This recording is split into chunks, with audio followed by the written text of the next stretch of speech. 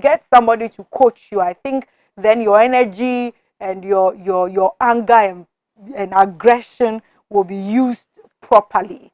E-levy found in NDC 2020 manifesto. What's it there? E-levy found in NDC 2020 manifesto, whether it is propaganda, whether it is truth, or whatever it is, you need to grab a copy of the daily guide. And that story, it continues on page 3. It is turning out that the opposition, National Democratic Congress, in their 2020 manifesto, promised to introduce some form. Sometimes, that's why you have to always read things for yourself. Some form of electronic transaction, which their opponents, the New Patriotic Party administration, is currently pursuing amid stiff resistance from the NDC. So to clarify on that point, I mean, let's get to know the nitty-gritty of what was contained. Yes, I've changed my cup today. Instead of tea, I drank Milo. Baby, Milo.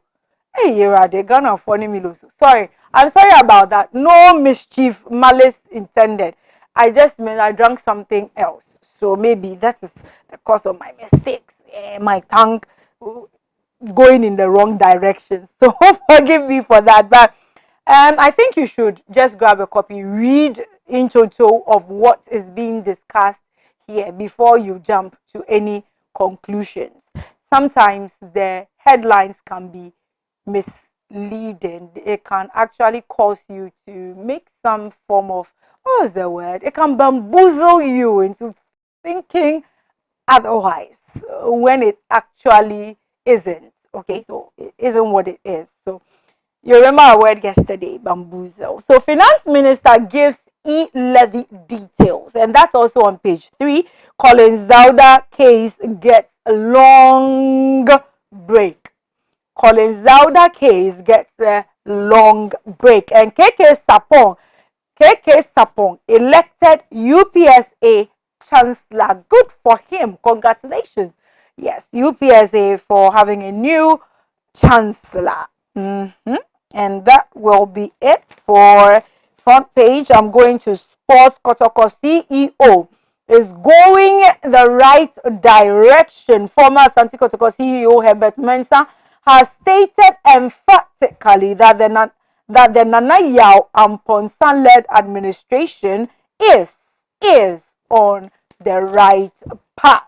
So we see a picture of both Nana Yao and Herbert Mensah displaying a Kotoko jersey.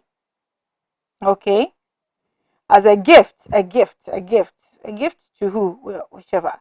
So that picture is there. Sevilla move is not for money. Anthony Martial has said his loan move to Sevilla from Manchester United will satisfy his need to enjoy playing football again. This statement has a lot of ambiguity, but CAF, Confederation of African Football, CAF President Patrice Motsepe says the continent's governing body will take responsibility for the deaths of at least 8 people at the Africa Cup of Nations in Cameroon. You heard about the stadium stampede that resulted in some loss of lives. Now it's as if everything we do, there has to be loss. I don't know.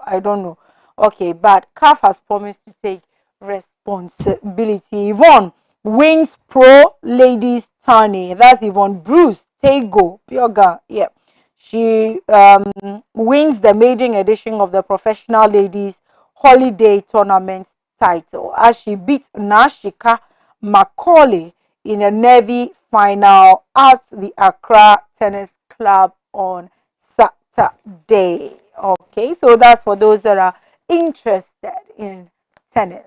That'll be it for the daily guide. Another daily, that's the Daily Statesman. The Daily Statesman says 38-year-old man busted. He's been busted, arrested for threatening to kill ECG staff in the era of Dampare, you will not go scot-free with what you used to go scot-free for. Threatening someone can land you, yes, in the hot, very hot hands of the police. And he did exactly that, threatening to kill. Aren't we learning something? Have you forgotten the case of Reverend Owusu Bempa? Have you forgot? Hey, but you should have learned something by now. You can threaten people just like that. So he's been grabbed. Whatever it is that is going on between him and the police right now is left to him next time. And I hope he does learn a lot from this. I hope you also learn a lot from this. I have two pictures here. One of Haruna Idrisu, the minority leader, and Muntaka Mohammed, the minority chief whip. And he says, why Mahama threatened NDC's MPs? Hey! At Ada retreat over support for e-levy. Why he did that story is on page 2. I'm not going to read it for you. It's too juicy. So go grab a copy of the Daily Statesman, issue number 74.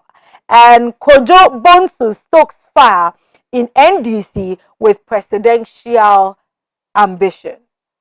So Kojo Bonsu is there, former mayor of Kumasi. Trial of Collins, Dauda, and others take shape. I thought there was a long break, but it takes shape. That's what Daily Statesman is saying. So that story is also on page 3. Looks like NBC issues made major headlines for the Daily Statesman. Let's go do some sports. Sadio Mane, Senegal criticized after striker plays on despite suspected concussion. Wow. All right. So Newcastle targets Bruno Guimarães of Lyon and Brazil. 2022 World Cup playoff. Ghana risk playing crucial playoff against Nigeria on a neutral venue. All right. I see pictures of Willa cards. There are you and Co there. Yes, Ghana stars. Okay, so that will be it for the Daily Statesman. What does the New Crusading Guide have for us today? The New Crusading Guide says, court finds self-acclaimed chief.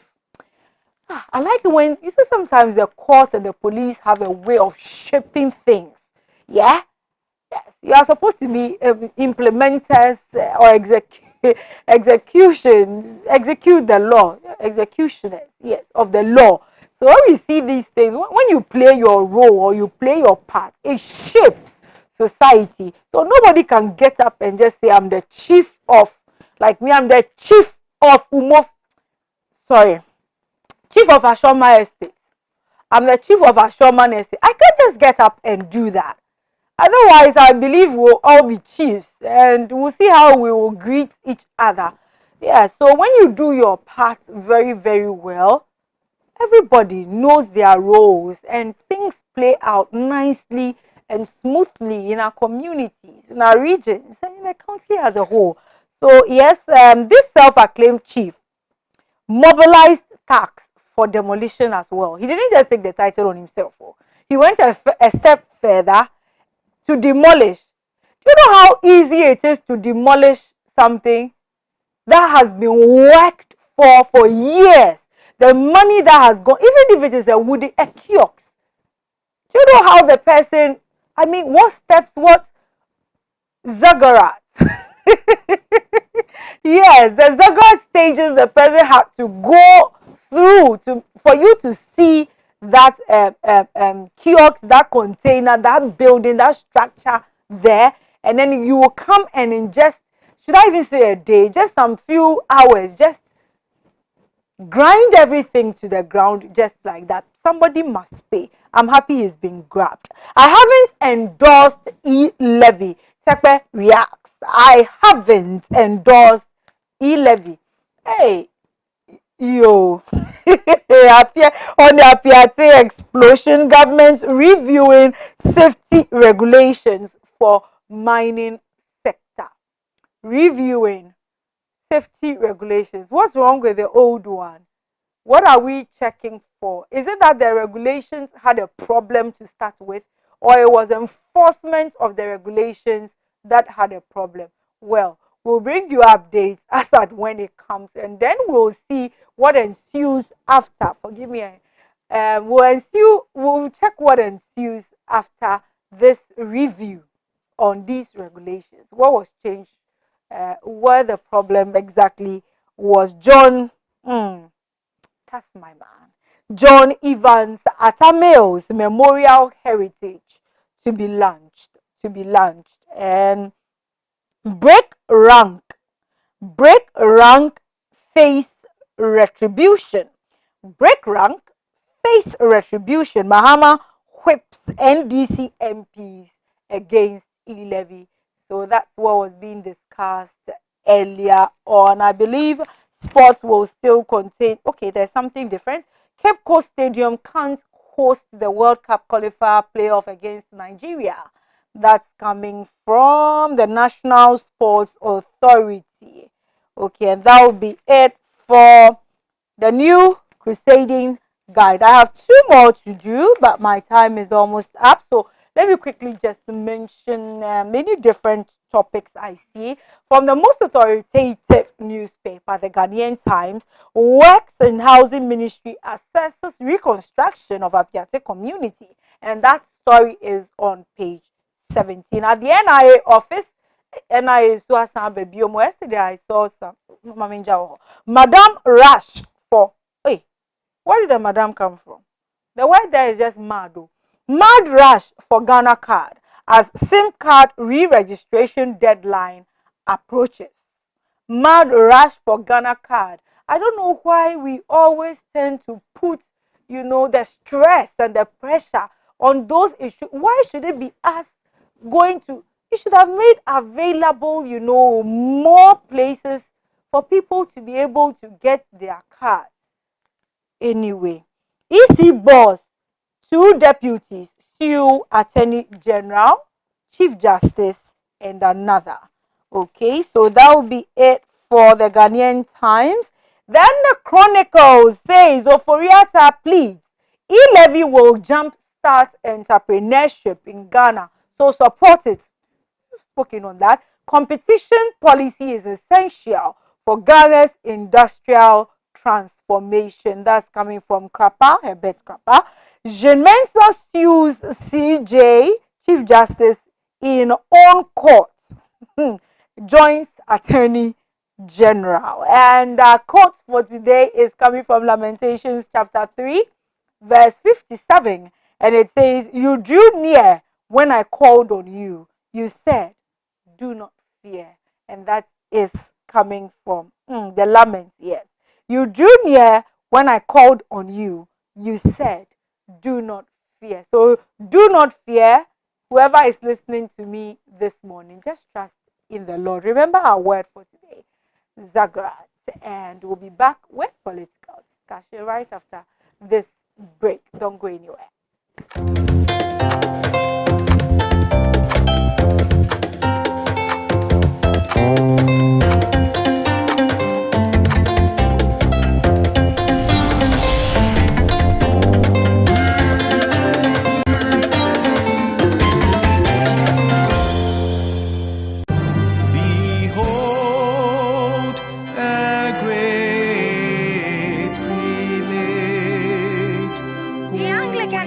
Of Accra, by divine permission and under the auspices of His Lordship, Right Reverend Dr. Daniel Sylvanus Mensah Toto, the Diocesan Lord Bishop warmly invites you to the consecration of the Very Reverend Dr. George Kotainikoe as Suffragan Bishop of the Anglican Diocese of Accra on Sunday, 30th January 2022 at 8:30 a.m. prompt, happening live at the consecration grounds of the Cathedral Church of the Most Holy Trinity on the John Evans Atta Mills High Street in Accra, and will be aired on Adwa TV. guest of honor, His Excellency Nana Addo Dankwa Akufo-Addo, President of the Republic of Ghana, His Excellency Dr. Alhaji Mahmoud Bawumia, Vice President, Republic of Ghana, Most Reverend Dr. Jonathan B.B. Hart, the Archbishop and Primate of Church of Province of West Africa, and the consecration celebrant, Right Reverend Charles May, Anglican Bishop of Highfield Diocese, South Africa, who is guest preacher for the consecration, Most Reverend Dr. Cyril Ben Smith, the Archbishop for the Internal Province of Ghana, Anglican Communion, Episcopal House of Bishops for the Internal Province of Ghana, heads of diplomatic missions in Ghana, the Ghana Christian Council of Churches, Corporate Ghana, and the entire brethren of the Anglican Diocese of Accra will be in attendance. Be part of this historic and spiritual service as we see Very Reverend Dr. George Kotai Nikwe being consecrated as African Ghana Show.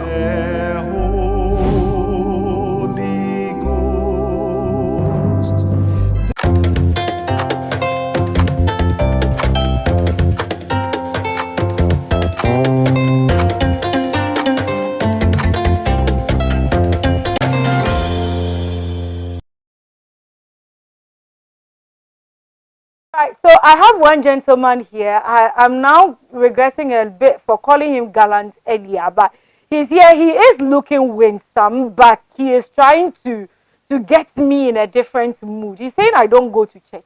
Do I look like I don't go to church? Reginald Addy, of course, always with a controversial bit to him. Reginald, good morning. Julia, you don't go to church. I remember on Sunday I visited your parish, SS Peter and Paul. But Where is SS Peter and Paul? It's where you attended. You were nowhere to be found. Let me say good morning to our cherished viewers. Wow. So I was going through a couple of rations that yesterday I picked from Parliament, and that is why I couldn't join you for the newspaper headlines. Yesterday was quite a busy day in Parliament. Let's be reminded that there are representatives from the ECOWAS Parliament, and they are being hosted here in Ghana, discussing matters of security amongst other things and the way forward. And so sitting had to be delayed, and eventually they came in. That was around 1 p.m. The speaker had to exit at some point for first deputy speaker to sit in, Joseph Osei Wise. And yesterday, Honorable Woyeme made a statement on the floor of Parliament. And it actually sparked up a whole conversation, an entire conversation that I think that it's worthy, going back. You mentioned, how other African states are faring in AFCON. I heard you welcoming a particular... Burkina? It's Burkina? Oh. No, Cote d'Ivoire. Cote d'Ivoire, rather. Yeah. I see. Yeah. So I heard you welcoming them back home. They should come and join the league of homecomers. Yeah, and it's quite disappointing on our side, first time in a long while to have been defeated at such a stage. And yesterday, as I said, Honorable Woyeme made the statement on the floor. It actually gave the members of Parliament, to express their resentments about the performance of of the Black Stars. Well, we should hear them.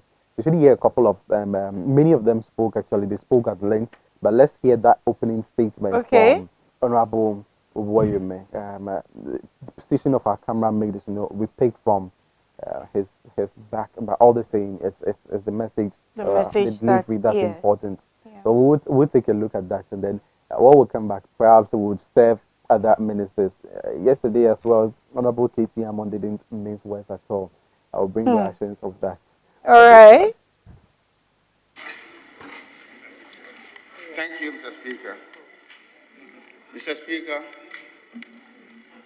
we join score of Ghanaians to express our utmost disappointment at the abysmal performance of Ghana Black Stars, leading to their unprecedented early exit from the ongoing African Cup of Nations in Cameroon. Ghana Black Stars, one of the top teams on the continent of Africa, did not live up to the expectations of many across the continent, the rest of the world, and in particular, Ghanaians at the ongoing African Continental Football Games in Cameroon. Mr. Speaker, a flashback of the performances of the Black Stars show that the first time they exited the AFCON tournament in the first stage was in 1980 in Nigeria with 3 points as defending champions. Then in 1984 in Cote d'Ivoire, they exited also with 3 points. And in Egypt, in 2006, an early exit with 3 points. But this is the first time in the history of Ghana the Black Stars exited the first and basic stage of the tournament with just 1 point. They could only manage a draw in 1 match and suffer a humiliating defeat of the Black Stars as witnessed at the AFCON 2021. Mr. Speaker, another look at the history of Ghana's performance shows that Ghana has won AFCON on 4 occasions. That's 1963, 1965, 1978, and 1982. Ghana has equally been 5 times runners-up. In 1968, 1970, 1992, 2010, and 20... Right, so that was Honorable Owoyeme. He opened the conversation actually when he made a statement about the performance of the Black Stars, calling for resolutions to be made to the Black Stars. Now, you know that in the playoffs to the World Cup in Qatar, which is supposed to be played at the end, towards the end of this year, we would be playing in Nigeria. And you realize that Nigeria also exited in the same fashion and manner that we exited AFCON. I mean, they had some better points, though. We exited with 1 point, which is very, very sad. After 3 games, exit with 1 point. Very, very appalling, very, very disappointing. And we don't need the legislators to even come and speak about the Black Stars before we realize that, look, the Black Stars need to be polished. Even if it is black, we need to polish the star so that it will shine and go back to its former days of glory. Of course, the minister stated, that is the minority leader stated, the caliber of players that we have in the Black Stars now. Look, I am not a football fanatic, but again, I don't miss my position in my seat to cheer the Black Stars on any time they're playing, and for that, any of the category of the national teams. And so I have witnessed the play of the Somajans and the Michaelesians, the Stephen Atiers, and the whole of you. But when you listen to the minority leader yesterday, he was touching more on the Tony Bathwas, the players. Yeah, no, the day wasn't in that era. The day is in the dad. What was the dad? Yeah, Abedi Pelis, yes, and then Tony Yebois and all that, saying that these are formidable players. They've left a mark in the Black Stars. They have polished the Black Stars so much that the name that they left still remains in there. You look at the crop of players we have this time. For me, I don't care whether they are local players. I don't really care whether they're international players. Ghanaian players playing for international teams. What I care about is the makeup of the team. We should ensure that we don't just bring people in because they've been selected to international Yeah. teams to play, because we have the legs, let me put it that way, to play in the national team from our soils. And it's something that I think that Milovan Rajvac failed on. I don't know what tactics he intended to use, and it was quite unfortunate some of the excuses that he gave throughout, Yeah. the match, We, that we we spoke were about not the prepared. excuses as Exactly, at when he was giving them exactly, even. exactly. So, We touched on them, and yesterday the members of parliament, I must say, did not mince words at all. Most of them tried to be diplomatic as is expected of them, but Honorable Katie Amond, he wouldn't play, he wouldn't mince words. In fact, he was very peeved, and he expressed it, indicating that he used to be a goalkeeper. So he doesn't see what the current okay. team is doing. We will take a look at Honorable Katie Amond and his presentation yesterday, his statement yesterday about the Black Stars, and then after that, perhaps we would listen to the sports minister as well. So let's take a look and listen at Katie Hammond's statement yesterday in Parliament. It was an awful day for us that day, and we lost by 3 goals to nil. Mr. Speaker, I'm happy that somehow I got here in time. I have been wondering when I was going to have the opportunity, Mr. Speaker, to give vent to my spleen of disillusionment. It's killing me. I've been looking for a vent. You mess about with this blasters of Ghana, Mr. Speaker, you will lose your life. I didn't watch the match, I must confess. I didn't. For some time now, I stopped watching them. But on this particular occasion, Mr. Speaker, I wasn't very well. I was afraid that if I watched them, my condition was going to deteriorate. I didn't. They become pretty risky, a bit like the English set of players we have now. Mr. Speaker, there's a question I want to pose to the Blasters of Ghana. LA #1 Conti School, where you were there, you would all testify to my agility. Mr. Speaker, I could dive to the ends of the post. I could. I will lend you the cats. That's how they referred me to.